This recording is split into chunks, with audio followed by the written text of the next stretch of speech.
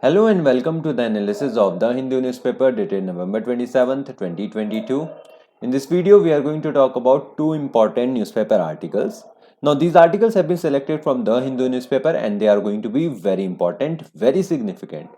But this doesn't discard the fact that other articles which were present weren't important. So we have prepared an exhaustive list of all the important newspaper articles which we are not going to discuss, but they are important. So you can go through them in the Hindu newspaper Delhi edition.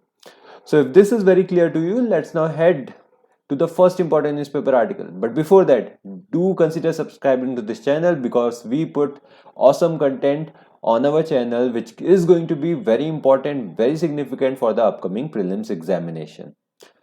So let's now head to the first important newspaper article. Now this particular newspaper article is regarding the new act or the old act which is going to be amended. Now this particular act is known as the Registration of Birth and Death, that is RBD Act of 1969. Now this particular act is going to be amended and a draft has been prepared, and this is what is being written in this particular newspaper article. Now let's deep dive into this particular newspaper article.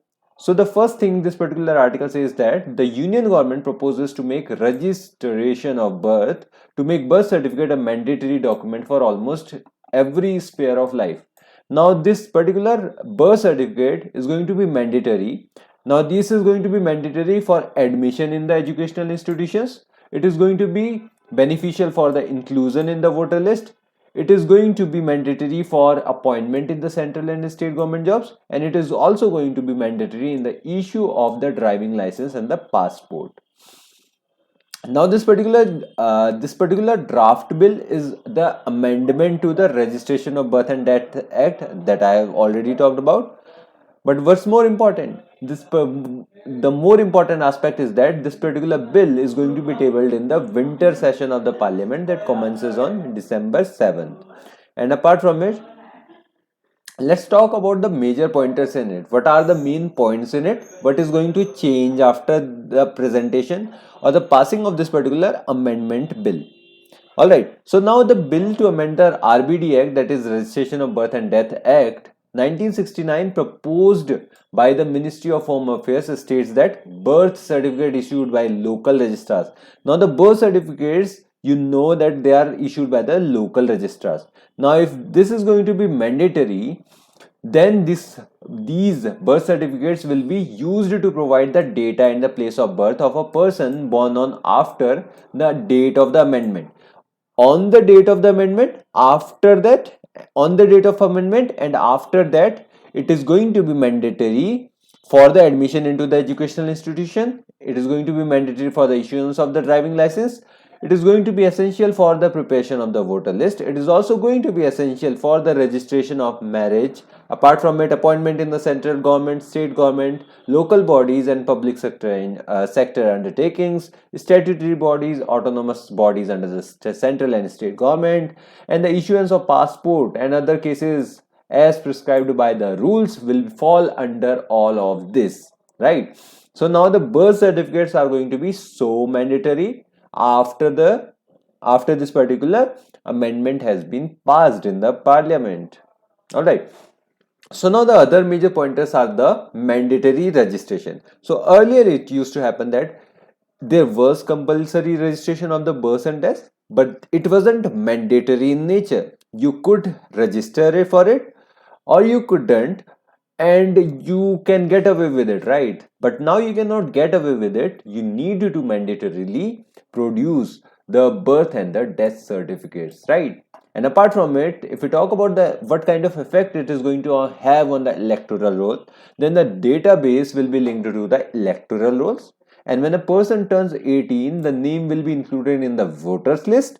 And after a person has died, the name will be deleted from the rolls. Now this particular entire process is going to be online in nature. So the data regarding you is going to be what? It's going to be mandated from your birth. That is why the birth certificate is so mandatory, right? So now what is going to happen next? So the MHA is upgrading, that is the Ministry of Home Affairs is upgrading the civil registration system to enable the registration of the births and deaths in real time with minimum human interface, that it is going to happen online, right? And apart from it, if the amendments are implemented, then the center could use this particular data given by the people to update the national population register. Now the national population register, as you know, was prepared in 2010 and it was revised through door-to-door enumeration in 2015. But you need to also know that NPR already has a database of 119 crore residents, and the other data will also come, and it will be the first step towards the creation of National Register of Citizens. All of the citizens are going to be registered under a register which is known as National Register of Citizens, right? So this is what is going to happen in the subsequent stages. Now, if this particular amendment gets passed or not, we do not know. But we hope that this gets passed in the parliament and the mandatory registration of the birth is going to happen. Alright. So this is it regarding this particular newspaper article. There is nothing much more interesting about this newspaper article, but this is the kind of information that you need to know in order to frame the answers in the mains examination. So let's now head to the next important newspaper article.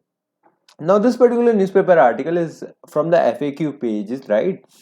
And this article becomes important because it talks about the fake reviews in the e-commerce sector, right?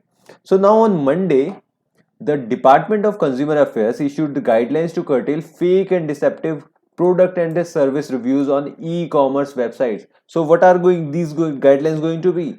These guidelines are going to be regarding the online consumer reviews, right? So the work on the framework titled Online Consumer Reviews, that is Principles and Requirements for their Collection, Moderation and Publication, began in June when a committee was set up comprising industry stakeholders and the consumer organizations. Now the standards were enforced on November 25. Whatever this committee had to say, all of the standards were enforced on November 25 and apply to any platform which publishes consumer reviews online. So the consumer reviews, you all know that they are present in what? In your shopping carts, like shopping sites like Amazon, in Myntra, in whatever you think, right? There are Google reviews as well, right?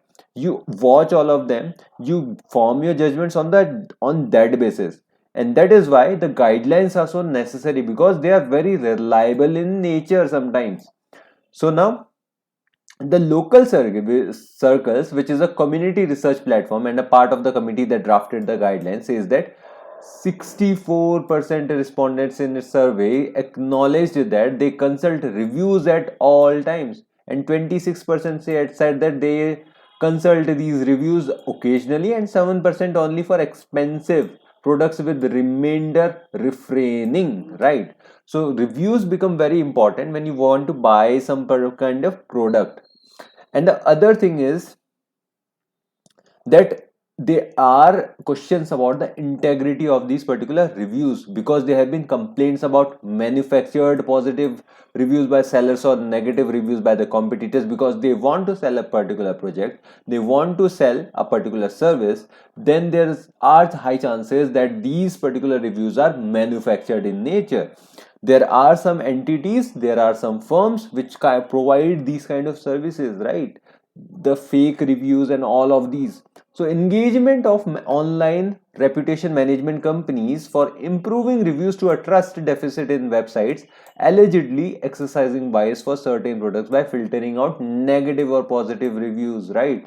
If you are going to filter out the negative reviews, if you are going to separate the negative reviews from the positive views, if you are just presenting the positive views, then this is going to have the integrity issues, right? And apart from it, there is also a very fraudulent reward system by the companies, because companies have both penalized and incentivized customers for writing negative and positive reviews. If you are going to write more of negative reviews, then you are not going to get the kind of offers that positive reviews by the customers give. The people who give the positive customers get more incentivized, right? And apart from it, there is a trust deficit in the reviews. We have talked about it. Let's now talk about why do the guidelines deal with the fake reviewers? Why it is required? Or sorry, how they deal with the fake reviewers. So the first one is that the crackdown on fake reviews will have to begin by establishing the credentials of the author and their experience. Because if we do not know who is giving the reviews, then how can that be more credible?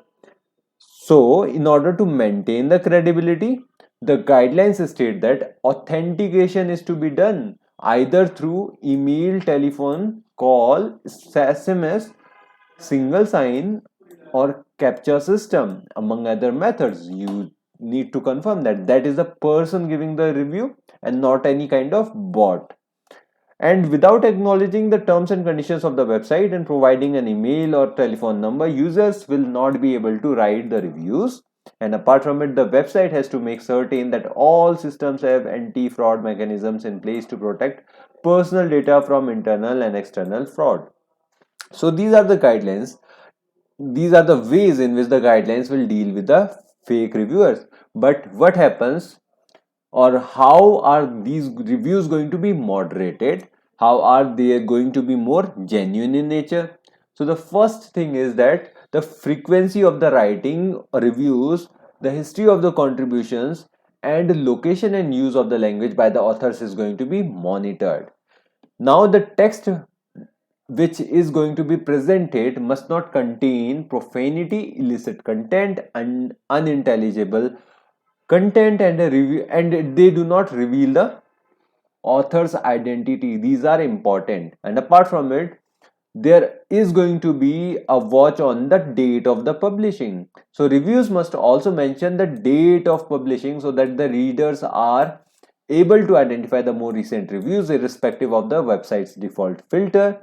And apart from it, all reviews, whether positive or negative, are going to be dealt with similar standards and operandi. But what about the fact that you put some kind of fake reviews? What is going to happen to you?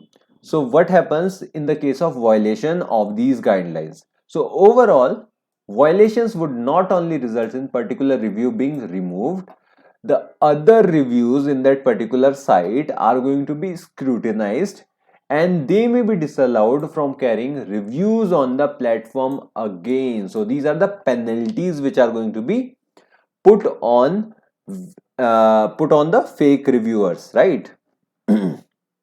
So now, will it make reviews and ratings reliable? This is the main question. This is what we are dealing with. This is what the guidelines need to deal with. So what happens? So the reliability and consistency of the moderation process can be assessed using random sampling and survey method. This is the way you are going to do it. You are going to sample some of the reviews and then you are going to analyze whether these are fake reviews or not through some of the survey methods, right? So now the guidelines would ensure that negative reviews on the e-commerce platforms are not removed without reason. And apart from it, finally, for platforms such as Google and Meta, the validation guidelines would over time erase accounts created solely for the fake reviews. So all of the accounts which are just giving some kind of generic information or they are generally used for the fake reviews, they are going to be removed. So this is the way these guidelines are going to be dealing with the fake reviews. So this is it regarding this particular newspaper article, and this is it for the day. Thank you from my side. Do like and share the video and subscribe to this channel. Have a good day. Bye.